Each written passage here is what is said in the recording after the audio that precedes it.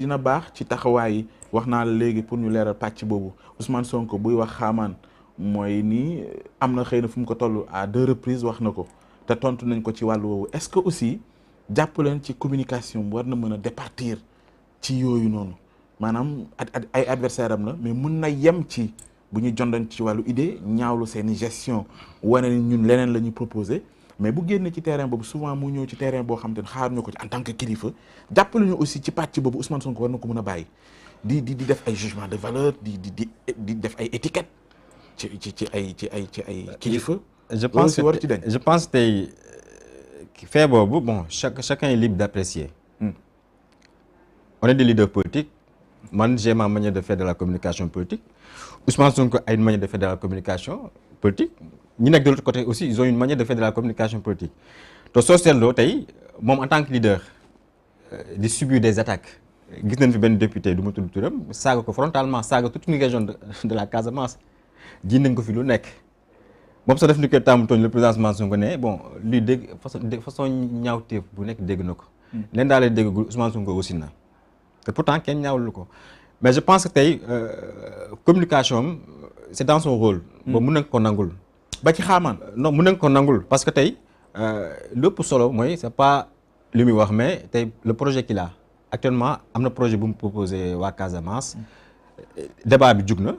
am na projet bu mu proposé pour le Sénégal mi ngi fi donc le plus important mooy nañ focaliser beaucoup plus sur ces programmes et projets qu'il a pour le Sénégal. kon yow di nga nangu ni ñi koy tontu aussi ñu ngi sonal ni ñu koy tontu tamit noonu. politique la mën nañ ko nangu parce que c'est des coups soo joxe coup aussi day nangu encaisser coup mais na nekk loo xam ne tamit dafay doon lu dëgg. parce que ñun suñuy wax c'est pas pour des faits et des comportements yoo xam ne même su ko waxul ñëpp gis nañ tey comportement ñi fi nekk par rapport à l'échiquier politique qui n'est rien d'autre que liquider des adversaires politiques. Faire des détournements de biens publics di ko politiquer et je pense que tey war nañ gën a bàyyi wax ji foofu que topp si ay jugement de valeur wax nañ lii waxu leen. waaw justement leen indi proposition de programme sélection locale yi nekk ba tey dégguñu programme boo xam ne si ñoom lañ nekk mu mun a toog concurrencer avec le programme Burok de Ousmane Sonko. mais justement dégg nga fii ay Dakar bu bees dégg nga ci yeneen gox également yoo xam te ne yëkkati nañ fi ay programme dinañ ci ñëw ci pàcc boobu ngay wax noonu parce que am na ñuy laaj sax débat boo xam te ne war na mën a am ci différents candidats yi rawatina ñi nga xam te ne ñooy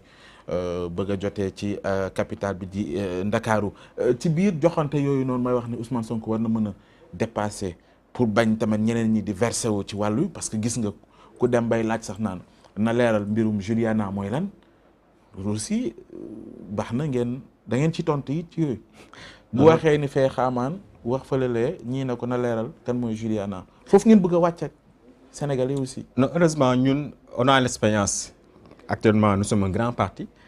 on a l'expérience de la communication politique comme je l'ai dit tout à l'heure quand tu donnes des coups il faut aussi recevoir des coups mais na nekk si loo xam ne dafay doon lu dëgg. ñun duñu attardé aussi débat yoo xam ne c'est des invectives et c'est des mensonges. Ah oui. Le plus important mooy tey c'est pas normal de voir des fonctionnaires milliardaires qui profitent de leur poste ou bien de leur positionnement pour faire des détournements pour faire des détournements. mais loolu wax nga ko répété waat ko mais dama lay laaj parce que li nga wax ni ku joxe coup da ngay recevoir ay coup loolu laa wax li nga recevoir ci diggante bi bëri na en dehors de que la wax ay ñun il est pire que Hitler fii ñu ngi laaj kan mooy Juliana gis dañ ko ci tonn aussi gis nañ fi le cas de Adji Sarr montage dossier bi lu mu si ñëwaat fu mu mujjee c'est des complots politiques ou bien des discours yoo xam ne tey su ma tooy gis Aliou Sall naan non na ñëw si cas non mais moom na wax le problème du pétrole du Sénégal gars yi foofu Sénégalais foofu la ngay xaar mais c'est pas pour mais Ousmane Sonko wax na lii lay wax na leen ñun en tout cas au-delà de la communication politique on a un programme politique qui est une référence pour le Sénégal et même pour l'Afrique parce que tey quoi qu'on puisse dire tey le président Sonko ak Pastef et même la coalition Yewwi Askan Wi mi ngi commencé éveiller les peuples africains de l'Ouest et je pense que tey niveau bi foofu la woo toll mais pas pour di ñëw di wax naan na leen wax kenn mooy boutique wala ki Juliana mais loolu c'est pas le débat il nous propose un programme qui peut rivaliser. c'est pas des débats ca côté ba leen ne Ousmane Sonko il se permet taxaw di wax ay xaamaan ay nangam di génn ci loo xam ñu ngi ko doon xaar forcément ñoom it dinañ ko fekk foofu nga ni président Ousmane war ñu mën a xam bu mu demee Mbour il a parlé à la population mbouroise wax leen les différents candidats tànn leen le meilleur candidat possible mais bu leen nangu mbukk di def un mauvais choix boo xam ne di nga toogaat 5 ans parce que 5 ans du 5 jours du 5 mois c'est 5 années un quinquennat c'est sérieux. lu mu mën a waxal Cheikh Issa Sall. non lépp lu mu wax foofu gis nañ ko discours bu mu wax foofu ñëpp dégg nañ ko encore une fois élection bi c'est sérieuse na population bi xam bu baax au-delà même de ces localités dans presque tous les 46 départements du Sénégal nit ñuy xool bu baax ñaa la leen fal parce que tamit quinquennat c'est pas 5 mois donc c'est une gestion de toute une communauté boo xam ne tey c'est la vie et la destinée des populations donc ñun c'est dans cette logique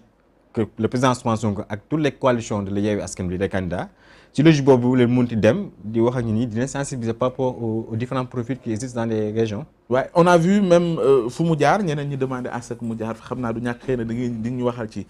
calendrier bi mu amee et comment il fait justement pour mën a def tour boobu yëpp tey ñu gis ko fii suba feneen xëy na li des ci campagne barul 15 jours.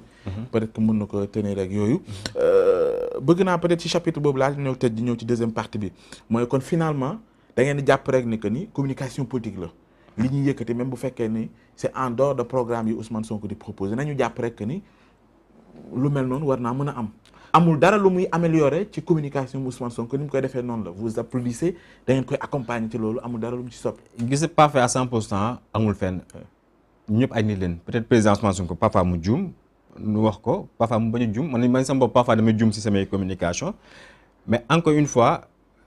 même su nekkee communication politique mu joxe ay faits les faits sont là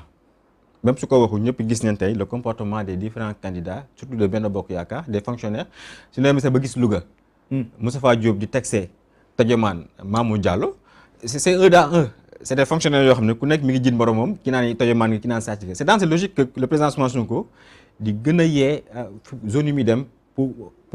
joxe un message pour le choix des différents candidats donc mën nañ ko bañ a jàppe y a des choses à améliorer peut-être mais je trouve que si c'est dans le cadre logique d'un leader politique qui fait sa tournée de campagne en même temps sensibiliser les différents. gën a dooleel yeneen candidats yi comme ni ñu koy gisee ni ñu koy dooleel Dakar parce que xam naa ni soxla na ko ñu ngi ak Ibrahima Thiam moom mooy coordonnateur national jeunesse patriotique du Sénégal seen émission 13 minutes de vérité léegi ñu song ñaareelu pàcc bi.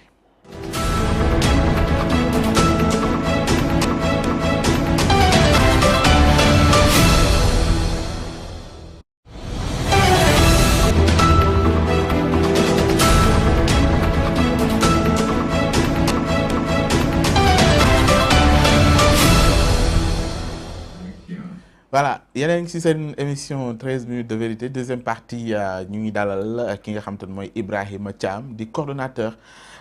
national de jeunesse patriotique du Sénégal gis naa ne sax bi ngay ñëw ndeke fekk nga fi ñenn ci say ñooñ xam naa soit ñu message ma rek bu ngeen bëggee ma wax seen tur bu ngeen bëggul tamit mën naa ko garder mais gis naa ni am nañ fi ñaar ci ay patriotes yoo xam te ne dalal nañu la te loolu xaw moo ko woon ci ñoom mu mel ni comme du rek ndaw ñi Ousmane Sonko tey espoir bi mu yee ndax mu ngi bàyyee xel et puis dafa mel ni loolu it yéen a ngi ko yëg ci fépp fu ngeen mënti jaar ci mbooloo bi leen di topp ak espoir bi Ousmane Sonko suscité mu mel ni dañ ko koy delloowaat ci ndaw ñi ci mag ñi ñëpp Ousmane Sonko duñ ko may dara. effectivement espoir boobu dama si sawar ñëwaat parce que ñun tey on a la chance d'être des responsables de Pastef presque dem nañ si région yëpp. am chance aussi génn à l'international gis ay suñu yeneen morom jeunes patriotes yu fa nekk mais constat bi moo def état d'esprit engagement jeunes yi au-delà même des jeunes ñëpp danaa benn espoir boo xam ne kenn mënu ko natt même ñun ça nous dépasse